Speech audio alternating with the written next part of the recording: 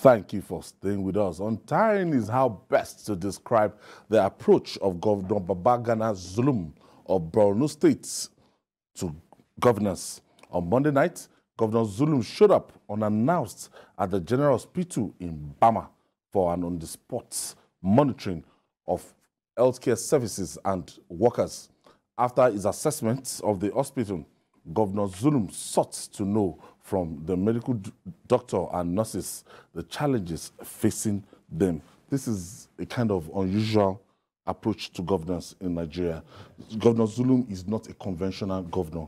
This is a governor that is not given to fashion. He's unusual. Ordinary shirt. He goes against security reports. He has faced the line of fire 2-3 times, almost lost his life. And his dedication to this responsibility, governance, is something else. Now, he has done it before, visiting one hospital, one other time like that. I think this will be the second time he will be visiting the medical facility in Borno State. You use the right word. The man is unusual. It is usual for him to do things like this now, because we are gradually coming to see him in that light. And here is a man who will go beyond the fighting lines on his own, and insisting he needs to talk to IDPs to know what they are going through and all that. It's not a governor. And when he gets to the camp, he will supervise sharing of cash. Check the food they eat. He's not a man who will say, you're a commissioner for whatever, go and do it. And No. He goes in there. I'm sure the commissioner for health may even be unaware of this visit. And when he got there, he will be able to see on the spot for himself the needs, the challenges, and also monitor the progress being made so far by his administration. Zulum is redefining governance. Zulum is showing that whatever might have been done between 1999 and 2007 in a state like Lagos can also be done up north, can be done in the east, can be done in the south-south.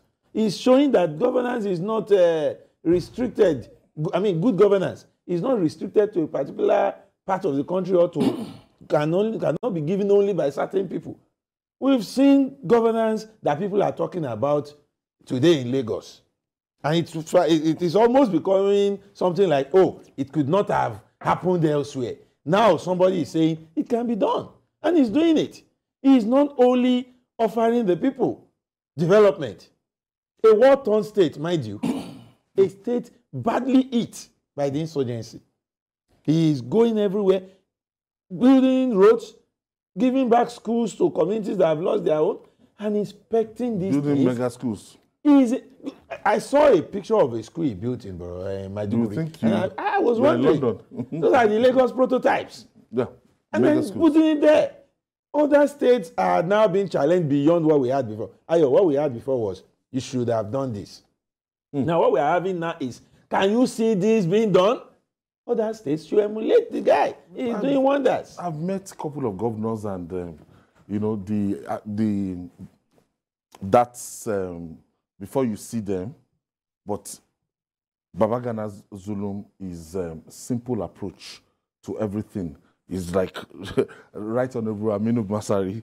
The last day I saw him, he almost broke the protocol, and he was seeing me off to the car park. And Zulum strikes me as someone that is simple to a fault.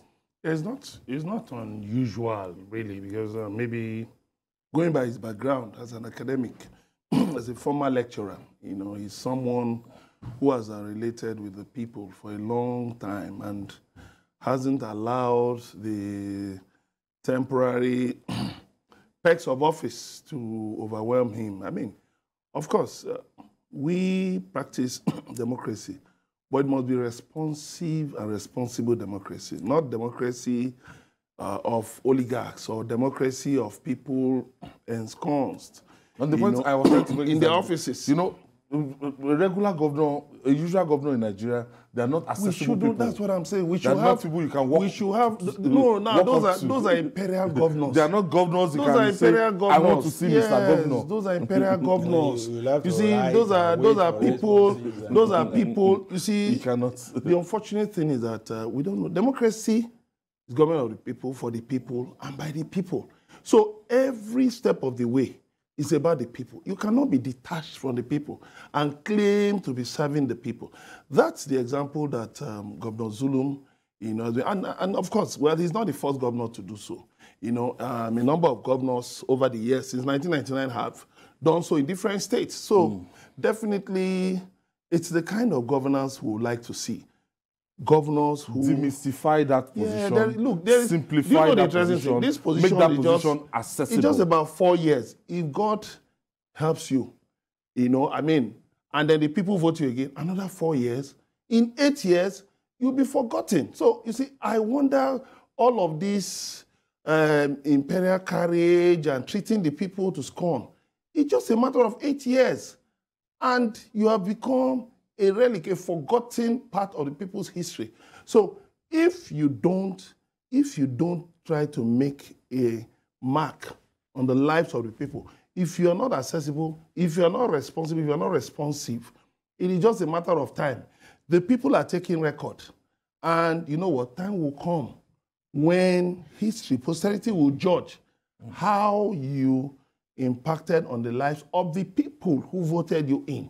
So you see, that I understand he's even still there, So what it shows is that he is in touch with the people. And of course, I don't envy him because the state is really in very unfortunate circumstances. Just imagine if we had Borno is not faced with insurgency, that you just have peace and tranquility in Borno State, the giant stride, the kind of development that's... You see, yes, it's unimaginable. Let me put it that way. You can't just imagine it. Because if he has done... That in the face of this... difficulties, insurgency, I visited Maiduguri since he became governor. And while one would say a lot still needs to be done, you will agree with him that he has turned around the physical outlook of that city in a very short time. How do we ensure that we have men like this? It is by talk, and that's what you are doing, bringing this up as a topic. Let's talk about those who are doing it well more.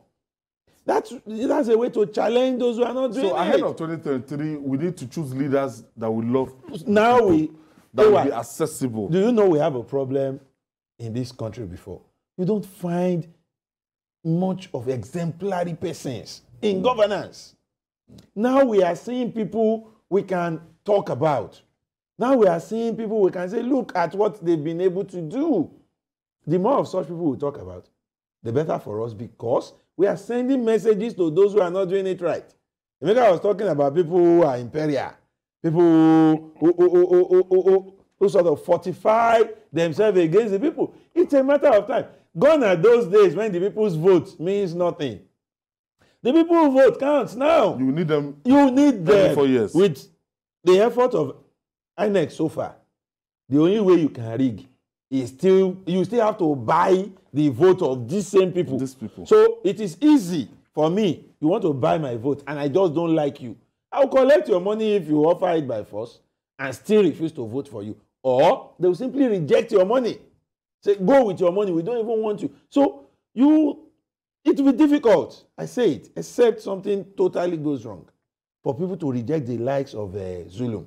Because here is a governor who is taking what I can call the highest risk possible in that state. Going to areas he can easily be attacked. Going to places he appears unprotected. Taking risk.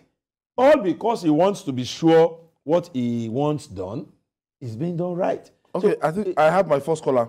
Garba is calling us. Good to do, gentlemen in the studio. Thank you for joining us, Garba. You see, honestly, Governor Zulum is exceptional. Let me use that word. And if you continue what he's doing, sky will be his limit. Secondly, hello? Go ahead. Secondly, you make mention of Governor Masari. I think that one is a culture in North. If you have a bistro, whoever you are, come out to your house and visit you. Escort him when he's going. Very humble. That's the culture in the North. It's a culture. Have a nice day over there. You pass by him, you know that you're passing by a governor. Even as Speaker of To a fault. even as Speaker of the National Assembly was like that. Immediately he gets back to his constituency. In the evening, you can find Masari outside on the mat. They call him a Jalisa. He will be there with his people. He will sit like he went back to take his former position before he went to the assembly.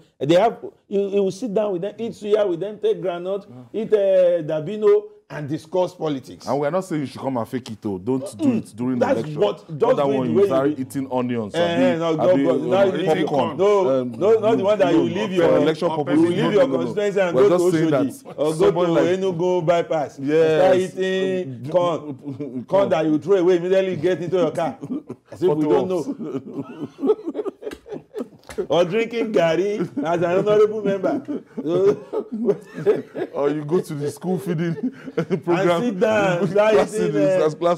Those photos of the... No, that's not what we are talking about. We're talking about people who feels the pulse of their constituents. People like Zulum, who would decide all of a sudden that I want security reports. We embark Let on me the go trip there and everything. He's risking it all. Yes, he doesn't mind. But the people will not forget him.